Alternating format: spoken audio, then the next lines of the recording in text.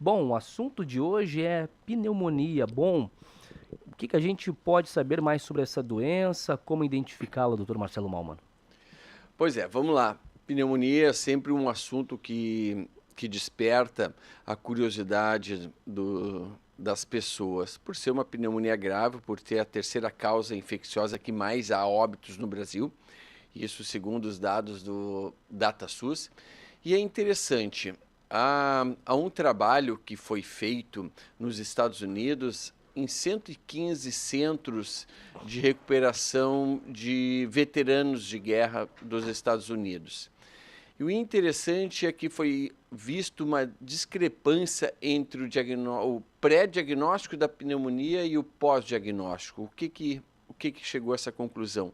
Que 57% dos diagnósticos feitos lá nestes centros de atendimento nos Estados Unidos tinha uma discordância, ou seja, eram diagnósticos que não estavam corretos. E por que não estavam corretos? A grande maioria, a interpretação radiológica não estava correta, ou seja, o médico clínico que não tem a familiaridade com a interpretação dos raios-x não leram os laudos do raio-x e na visão deles tinha a pneumonia. Então é um número bem alarmante, 57%. Isso, consequentemente, trouxe mais uso de antibióticos, houve uso de corticoide, que a gente não usa nem quando a pneumonia ela é confirmada, e nós vamos falar um pouquinho mais do uso do corticoide nas pneumonias. Então, Daniel, como é que a gente faz o diagnóstico da pneumonia? Primeiro, o paciente tem uma queixa, né? Geralmente aquela queixa de febre, de tosse, com expectoração, com uma dor torácica empontada, que a maioria das pessoas referem. Feito essa queixa, nós fizemos para confirmar o diagnóstico de pneumonia, nós precisamos ter uma lesão, seja no raio-x ou seja na tomografia computadorizada. Se nós tivermos uma lesão com essa queixa compatível, nós firmamos o diagnóstico de pneumonia. O outro passo é nós tentarmos identificar qual é o agente etiológico, o que está causando esta pneumonia. Isso aí é um trabalho interessante que foi feito no Hospital de Clínicas em São Paulo, com 115 pessoas que chegaram com o diagnóstico de pneumonia. E nestas 115 pessoas foi feito o teste de reação em cadeia de polimerase, o multiplex, que na realidade tu faz uma pesquisa em torno de, se eu não me falha a memória, 21 bactérias e 15 vírus. Através do swab, do nariz ou da garganta, foram investigadas essas 15 pessoas que chegaram ao Hospital de Clínicas de São Paulo com pneumonia adquirida na comunidade, ou seja, dentro da sua casa, do seu ambiente de trabalho, grave, que precisavam internar. E o que se viu foi que 42% dessas pessoas tinham o diagnóstico de pneumonia viral. O principal era o rinovírus, depois influenza, depois coronavírus.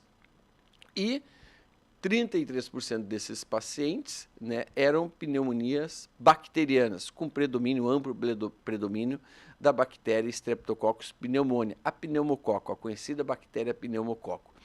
Também esse trabalho nos traz uma orientação, assim como o trabalho norte-americano dos hospitais dos reservistas, que nós usamos muito mais antibióticos do que deveríamos, pois tanto no trabalho dos Estados Unidos não existia pneumonia na realidade, como no trabalho do brasileiro mostrou que tinha pneumonia, porém era pneumonia viral. E, consequentemente, o antibiótico não nos ajuda, teríamos que ter tido uma terapia antiviral.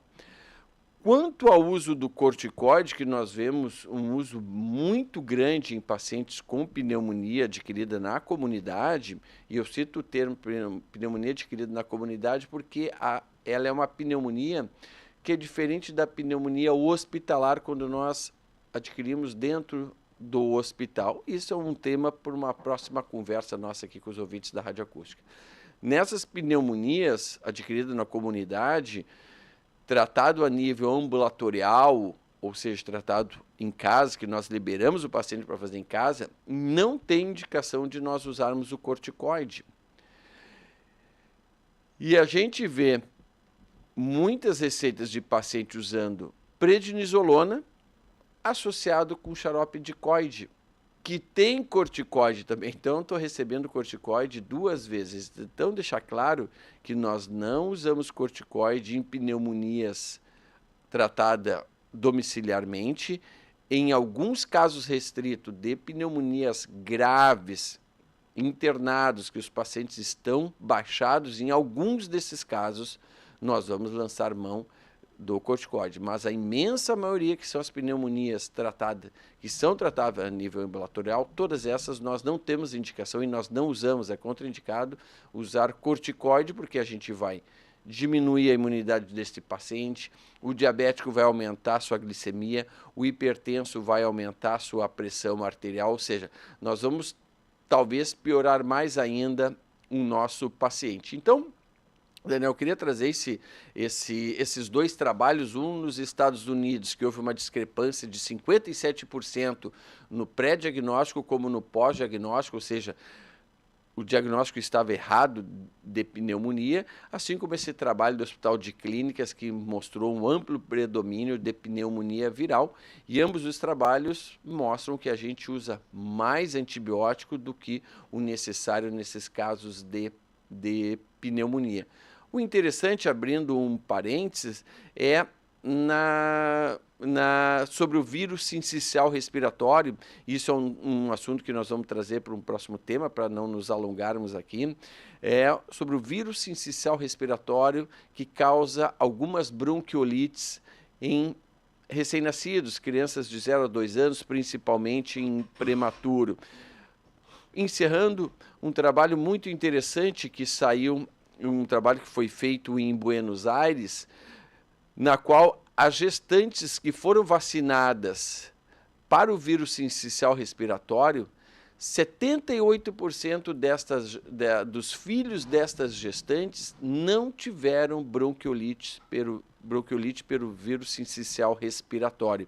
E essa é uma vacina que nós já temos disponível aqui no Brasil para a gestante. Então, 78% dos filhos destas gestantes vacinadas não adquiriram bronquiolite pelo vírus sincicial respiratório.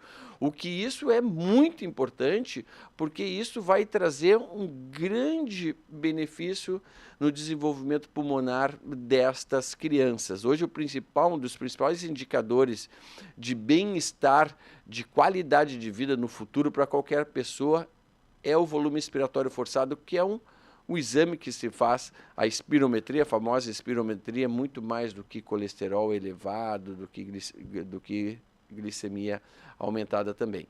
Então, nós vamos deixar para uma próxima inserção nós falarmos sobre a vacina do vírus sincicial respiratório, tanto para crianças quanto para gestante. Hoje já existe não a vacina, mas o monoclonal, que é para fazer em crianças prematuras, para evitar bronquiolite. Nós vamos trazer essas informações. Perfeito. Mas hoje eu queria trazer esse assunto sobre pneumonias. Perfeito, então. Dr. Marcelo Mallmann, muito obrigado pela sua participação, seu comentário de sexta-feira, falando sobre um assunto extremamente importante, trazendo algumas dicas também aqui para a nossa audiência.